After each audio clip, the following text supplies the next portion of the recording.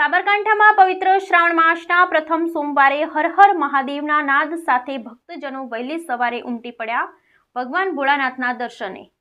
સાબરકાંઠા જિલ્લાના ઈડર તાલુકાના જાદર ગામે પવિત્ર શ્રાવણ માસના પ્રથમ સોમવારે ભગવાન ભોળાનાથના દર્શન કરવા વહેલી સવારથી જ ભક્તજનોની મેદની ઉમટી। સાબરકાંઠા જિલ્લાના ઈડર તાલુકાના જાદર ગામે શ્રાવણ માસના પ્રથમ સોમવારે ભગવાન ભોળાનાથના દર્શન કરવા વહેલી સવારેથી ભક્તજનો ઉમટી પડ્યા હતા। આનંદ અને ઉલ્લાસભેર પૂજા અર્ચના કરી ધન્યતા અનુભવી હતી અને ભક્તોએ પણ કઈ ભીડભાડ કર્યા વગર દર્શન કરવા લાઇનમાં ઊભા રહી માન આપ્યું અને દરેક ભક્તોએ પાણી ચા નાસ્તો કરી દરેકને અનુકૂળ સેવાનો લાભ લઈ સુંદર આયોજન કરવામાં આવ્યું હતું। એવું અને આ મંદિરનો ઇતિહાસ 800 વર્ષથી પ્રચલિત છે એવું મંદિરના ટ્રસ્ટી શ્રી અનુરીતભાઈ ત્રિવેદી દ્વારા જણાવવામાં આવ્યું હતું અને રૂપે ભાવિક ભક્તોએ દર્શનનો લાભ લીધો હતો। બ્યુરો રિપોર્ટ ગૌતમ નાયક, હાલાર એક્સપ્રેસ ન્યૂઝ, સાબરકાંઠા।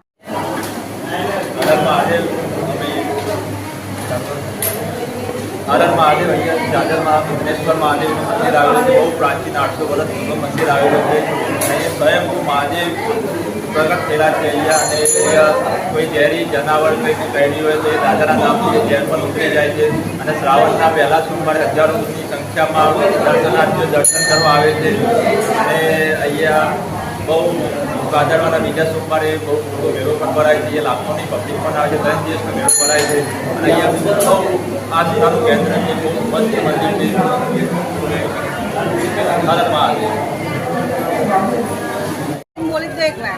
આજ રોજ સાબરકાંઠા જિલ્લાના ઈડર તાલુકાના જાદર ગામે વિઘ્નેશ્વર મહાદેવના મંદિરમાં ભક્તોની ભારે ભીડ હતી। આ મંદિરનો જૂનો 800 વર્ષનો ઇતિહાસ હજુ પણ જારી છે અને ભક્તો માટે ચા અને નાસ્તાનું આયોજન પણ કરવામાં આવ્યું છે। આ મંદિરમાં ભક્તોની આજે બહુ ભારે ભીડ હોવા છતાં પણ ભક્તોને એકદમ શાંતિપૂર્વક દર્શન કરવામાં મળી રહ્યા છે અને ભક્તો માટે ચા નાસ્તો પાણી આ બધું આયોજન એમના ટ્રસ્ટ મહાદેવના ટ્રસ્ટ ત્યાંથી કરી રહ્યા છે। જય શ્રી કૃષ્ણ। જાદર ગામમાં મારા આરાધ્ય દેવ ભગવાન શ્રી મુદ્રેશ્વર દાદાનું મંદિર 400 વર્ષ જૂનું આવેલું છે। સાવનના પહેલા સોમવારે આજુબાજુના પ્રદેશના લોકો તીર્થળો જવા માટે ખૂબ મોટી સંખ્યામાં આવે છે। જાદર ગામમાં બધી જ જાતની સેવાઓ ટ્રસ્ટીઓ ગ્રામજનો સેવાનો બધા સારી રીતે આપે છે।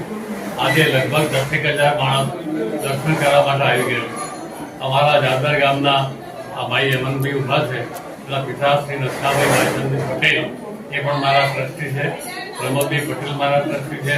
અશોકભાઈ નાયક મારા ટ્રસ્ટી છે।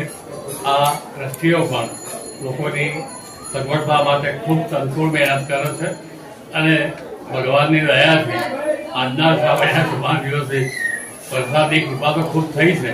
આજે ભક્તો શાંતિથી દર્શન કરે એ માટે ભગવાન આજે રહ્યા છે અને એમનું વરસાદનું સ્વરૂપ બંધ કરી લોકોને સુંદર દર્શન થાય એવી ભગવાને સગવડતા કરી આપી છે। આ સ્થાન ઉપર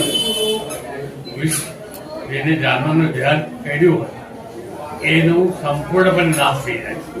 કોઈ પણ માણસ ખરાબ પરિસ્થિતિમાં આવ્યો હોય તો પણ આ જગ્યા પર આવીને એકદમ સંતોષ રસ કરીને જાય છે। એટલે લોકોને પણ ખૂબ ભગવાન પ્રત્યેની શ્રદ્ધા છે। ભગવાન દરેકનું સારું કરે છે અને સૌ સંપન્ન થયા છે એવું હું માનું છું।